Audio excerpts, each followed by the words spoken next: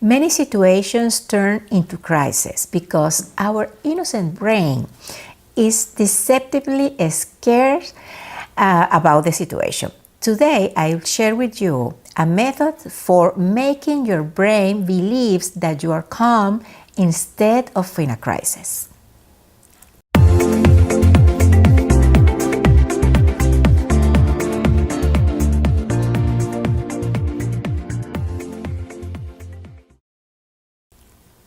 Happy present moment and welcome to Jeanette Salvatierra TV. I'm your hostess, Jeanette Salvatierra. According to research, the 5 most stressful situations for people are the death of a loved one, the breakdown of a couple relationship, a serious illness, having to move out of the house, and job loss. Many times, you don't need to face in reality that problem, just mentally imagining that you have it, anticipating the existence of the problem. In other words, imagine that this or that can happen, or all of those 5 situations at once can happen to you, and that immediately increases your stress levels, because that's the power of visualization. Of course, used negatively. Imagine that you live a terrible, overwhelming situation when actually that is only a possibility. There is a big difference between possibilities and reality. But our little brain is, innocent and believes our thoughts. And since the brain is, so to speak, the control center of all our organism or body, of all our internal systems, organs, hormones, fluids and muscles, and other parts that make up our body, sure, the brain alerts to our whole body systems if we are actually living a situation that we imagine. So that's so important. That's why it's so important that to learn to imagine what suits us. In other words, use the power of mental visualization, the power of our thoughts to create well-being in our life. Starting with the wellness of the body. The only vehicle we have to transit this life. There are no body changes for the model of the year, at least to my knowledge. And there isn't also transplants or string makeovers all at once. Going back to the list of the most stressful problems, if you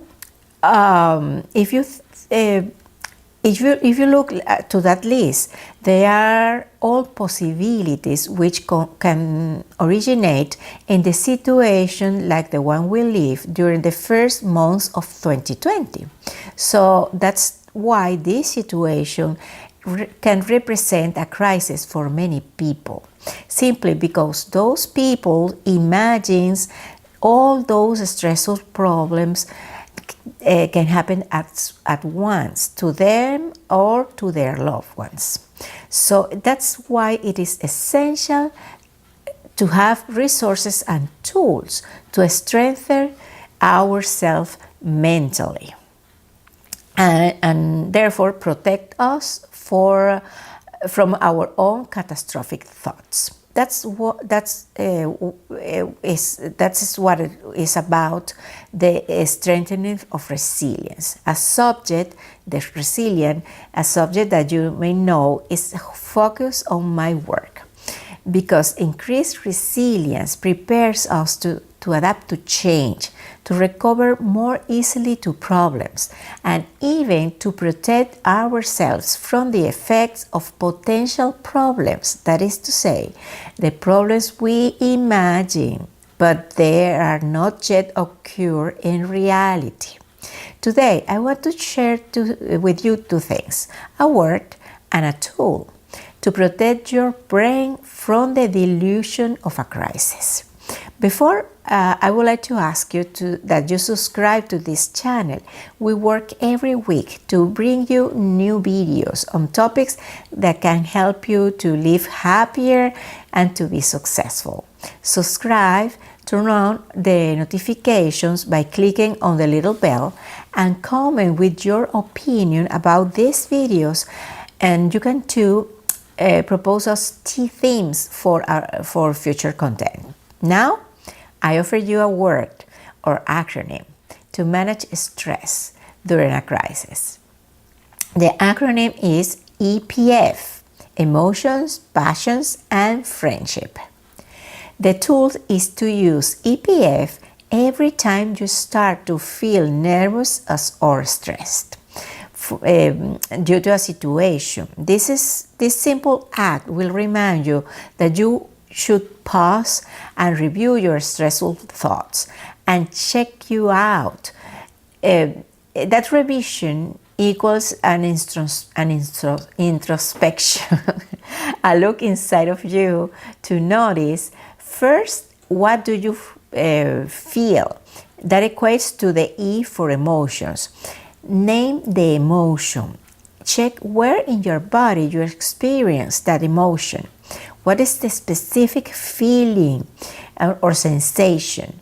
Use the body scan I showed you in a video in this channel a couple of weeks ago, and use your breath to release the sensation caused by this emotion in your body. Here you are applying mindfulness while you are becoming aware of what is happening to you right now, for being in a thought of concern. And surely the emotion and the feeling won't be very pleasant, but you can use your breath to change that feeling in your body and release the emotion and its effects on your body. The second letter is P for passions. With the passion word, I invite you to focus your attention in pleasant, positive thinking. Focus on thinking positively, on something that you love to do, something that you are passionate about. And it can be talking to a person, dance, create a work of art, contemplate your garden, or play with your pets. Focus your mind, think about it, and if it's possible for you, take action and do it right then. If you cannot take action, well, imagine what you will do, how and when, and visualize that action that you are passionate about and that makes you feel good, using now the power of your imagination to put your innocent brain to create an order of releasing of all those chemicals of happiness, of which I have told you in a previous video. Dopamine to feel good and stay well, serotonin to relax and clear your mind, oxytocin, endorphins, etc. Finally, the F for friendships. Human beings are social animals. We need to connect with other human beings, or in the absence of that, well, with other living creatures such as plants and animals, to feel good, to boost our feelings of happiness. So the third step of this tool is to connect. Better if you can do it in person, live, and indirect. But if this is not possible, well, through the phone or using FaceTime or any other video calling method. By the way, it is good to keep in mind the recommendations for these virtual interactions based on the research of the Center for People Science from Vanessa Van Edwards. There are 4 recommendations. 1, smile genuinely. 2, try to show your hands. 3, Choose a time to call when you feel relaxed, not tired or angry, because that is transmitted in your voice. And fourth, ask questions that put the other person in a positive mindset. Instead of the typical, how are you? Ask questions like, what exciting thing has happened today? Is there anything exciting, joyful, inspirational that you are planning to do today? Tell me how it went with X, where X is something that is exciting for the person that you're talking to. All these considerations will make the interaction more pleasant because it tells the brains of each person that converses that they need to release the chemicals of happiness. So EPF to take out the discomfort of the current circumstances and use the recommendations from the People Science Center for virtual communications with family and friends to reinforce positive emotions and therefore the well-being of all. Thanks for watching and blessings to you and your work, and see you soon in a coming episode at Jeanette Salvatierra TV. Bye.